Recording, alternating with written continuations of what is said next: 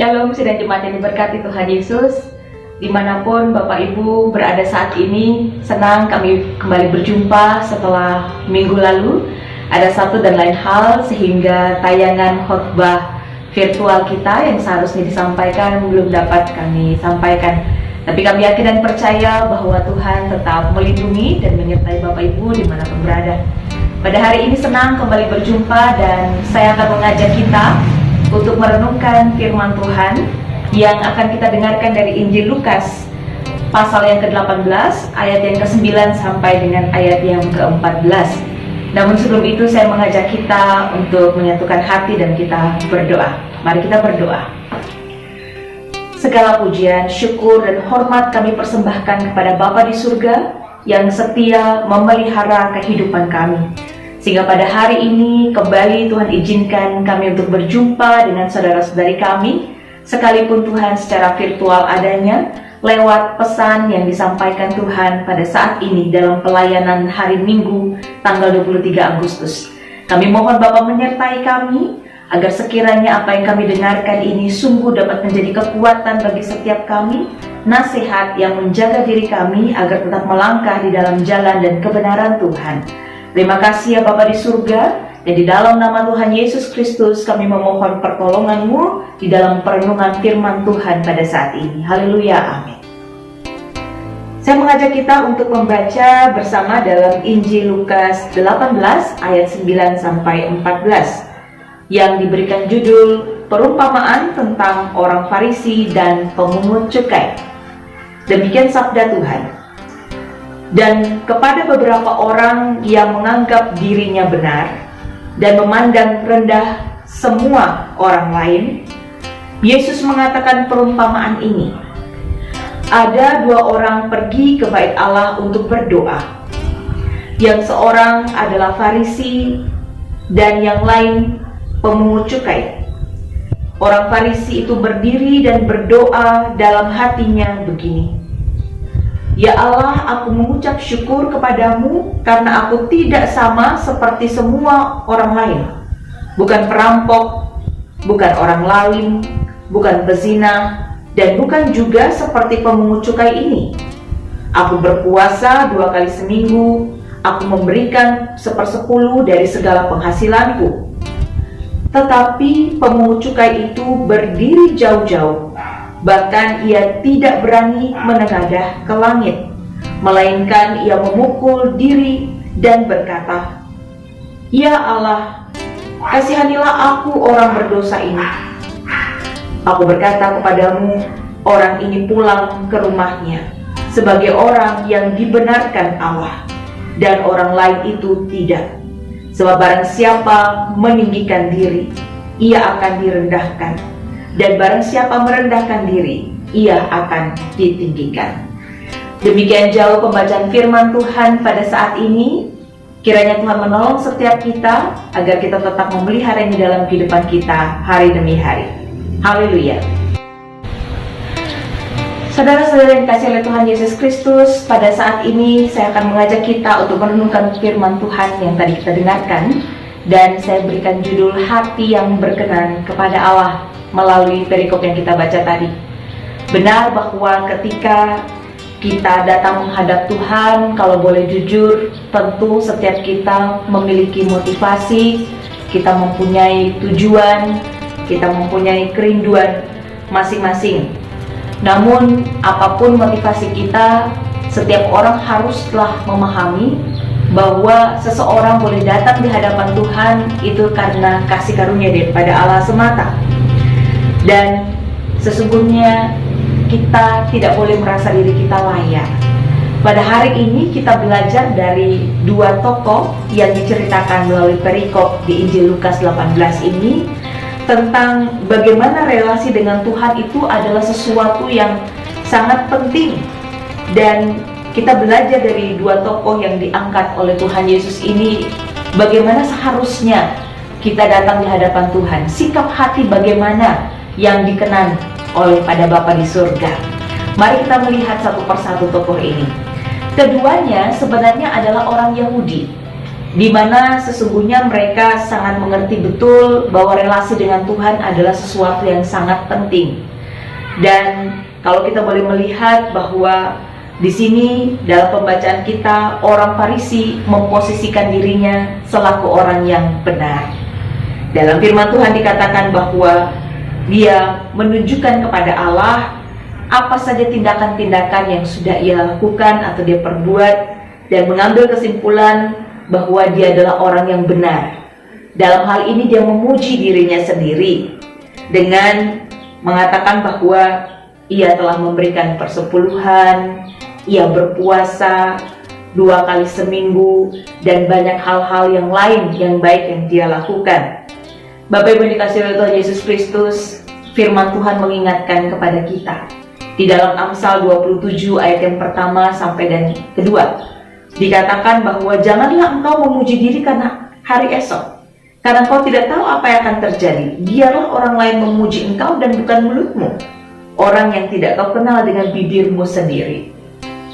Oleh sebab itu kita melihat bahwa di sini ada timbul rasa bangga daripada orang Farisi itu, karena ia merasa ia telah berbuat baik. Ia merasa bahwa ia telah melakukan tugasnya sebagaimana seharusnya. Nah, Bapak Ibu yang dikasihi oleh Tuhan Yesus Kristus, bagaimana dengan tokoh yang kedua, si pemungut cukai ini? Kita dapat melihat dikatakan selanjutnya bahwa di dalam perikop kita, pemungut cukai ini dia tidak berani datang ke hadapan Tuhan. Dikatakan bahwa dia berdiri jauh-jauh. Dikatakan bahwa di dalam ayatnya yang ke-13, pemungut cukai ini berdiri jauh-jauh, bahkan ia tidak berani menengadah ke langit, melainkan ia memukul diri sendiri dan berkata, "Ya Allah, kasihanilah aku orang berdosa ini." Bapak Ibu yang dikasihi oleh Tuhan Yesus Kristus, kemudian dari kedua orang ini sebenarnya apa yang bisa kita pelajari dari sikap hati mereka ketika mereka datang di hadapan Allah? Memang apa yang dilakukan oleh orang Farisi itu adalah sesuatu yang sangat benar, dan memang seharusnya kita lakukan selaku orang yang percaya kepada Tuhan. Tetapi hal yang tidak dibenarkan adalah ketika ia memuji dirinya sendiri atau menganggap dirinya layak di hadapan Tuhan. Karena sesungguhnya firman Tuhan mengatakan bahwa tidak ada seorang pun yang benar di hadapan Tuhan, seorang pun tidak. Sehingga sesungguhnya kalau kita datang di hadapan Tuhan, kita bisa melakukan segala sesuatu seperti yang difirmankan oleh firman Tuhan untuk kita lakukan. Sesungguhnya itu kekuatannya bukan berasal daripada kita pribadi, tapi itu adalah kasih karunia Tuhan yang memampukan kita untuk melakukan segala sesuatunya. Apa yang dia lakukan sudah benar adanya, tetapi sikap hatinya salah di hadapan Tuhan. Sebab ia merasa angkuh, ia merasa oleh karena perbuatan baiknya ia layak, ia merasa oleh karena kebaikannya ia datang dan layak di hadapan Tuhan. Padahal sesungguhnya firman Tuhan mengatakan dalam Amsal 29 ayat 23 dikatakan, keangkuhan merendahkan orang, tetapi orang yang rendah hati menerima pujian.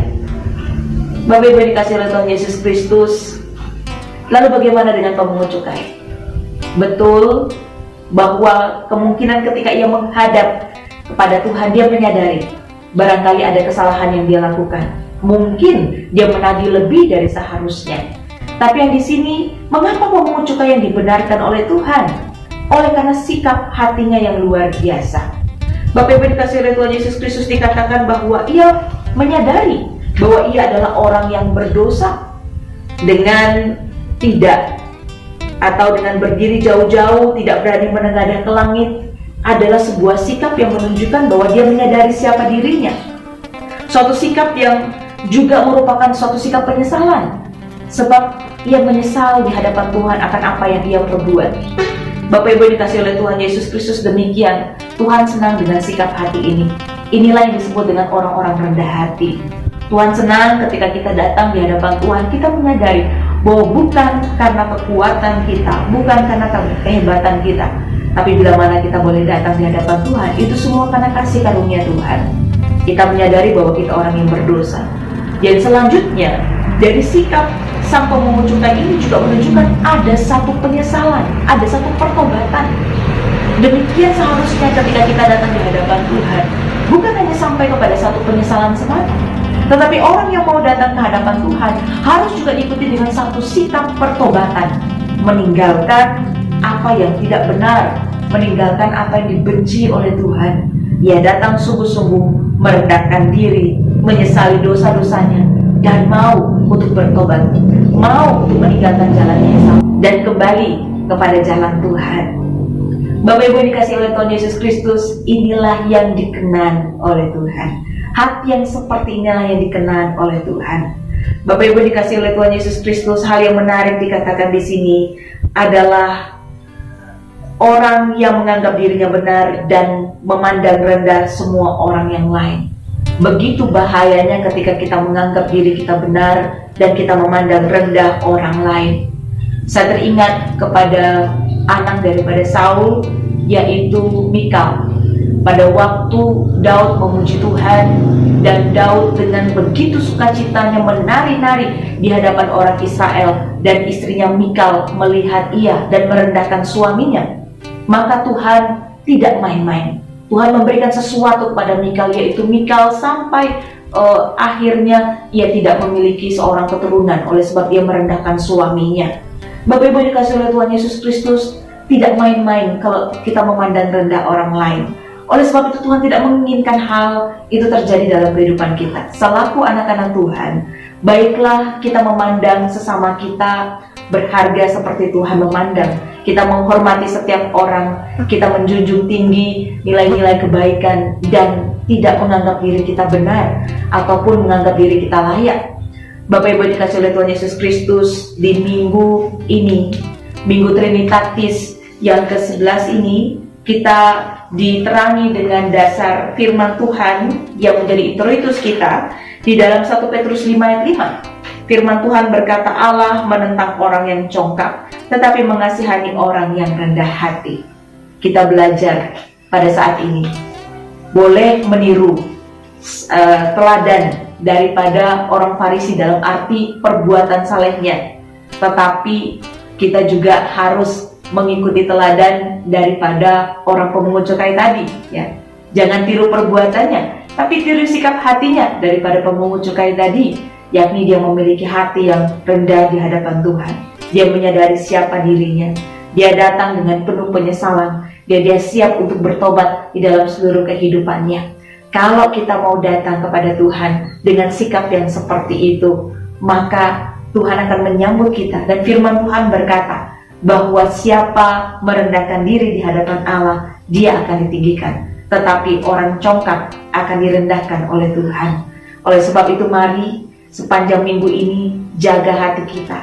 Jangan sekalipun kita memandang rendah siapapun orang-orang yang ada di sekeliling kita, apapun pekerjaan mereka. Kita menghormati semuanya dan kita menyadari bahwa sesungguhnya di hadapan Tuhan semua kita adalah sama adanya. Sambil juga menjaga diri kita agar tidak memiliki kesombongan-kesombongan rohani ketika kita datang di hadapan Tuhan. Tapi kita menyadari kita makhluk yang lemah, kita orang yang berdosa. Kalau kita boleh datang di hadapan Tuhan, itu semua karena kasih karunia Tuhan. Dan sambil memperbaiki diri kita hari demi hari, sehingga makin lagi apa yang tidak Tuhan senangi kita buang, apa yang Tuhan mau untuk kita kerjakan, kita makin melengkapi diri kita, sehingga celah-celah itu boleh semakin tertutup oleh karena kita boleh datang membawa diri kita di hadapan Tuhan untuk terus diperbaiki, untuk terus diisi dengan firman Tuhan, sehingga kehidupan kita bisa menjadi berkat dimanapun kita berada. Saya yakin dan percaya bahwa Tuhan akan memampukan kita di dalam melakukannya dalam kehidupan kita hari demi hari. Oleh sebab itu tetaplah rendah hati agar kita tetap diberkati Tuhan dimanapun berada. Tuhan Yesus menolong kita sekalian. Saya mengajak kita untuk menutup renungan kita ini dengan doa. Mari kita berdoa. Kami menaikkan syukur ya Bapa di surga. Pada pagi hari ini Tuhan telah mengajarkan kami untuk memiliki sikap hati yang benar. Seperti seorang pemungut cukai ketika kami datang di hadapan Tuhan. Bukan karena kami layak, bukan kami telah berbuat baik, tetapi kami datang dengan penuh penyesalan dan menyadari bahwa sesungguhnya diri kami ini lemah. Sesungguhnya diri kami ini berdosa dan kami perlu Tuhan. Dan kami mau untuk diubahkan oleh kuasa Roh Kudus-Mu.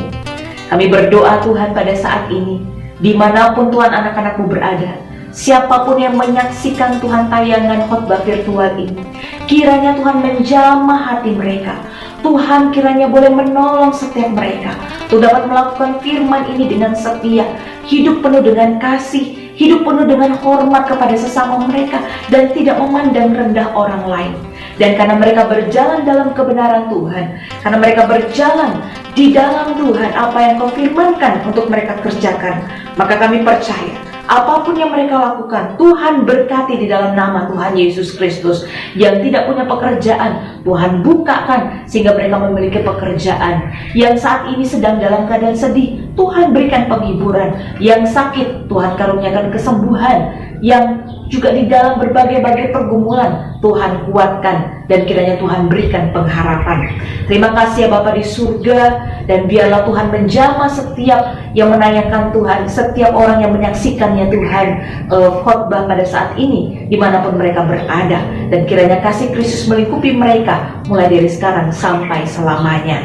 Di dalam nama Tuhan Yesus Kristus kami berdoa kepada Bapa di surga. Amin. Terima kasih telah menyaksikan bersama khotbah virtual pada saat ini. Sampai jumpa kembali di dalam tayangan minggu selanjutnya. Tuhan Yesus menyertai dan memberkati Bapak Ibu bersama dengan keluarga dimanapun berada. Shalom.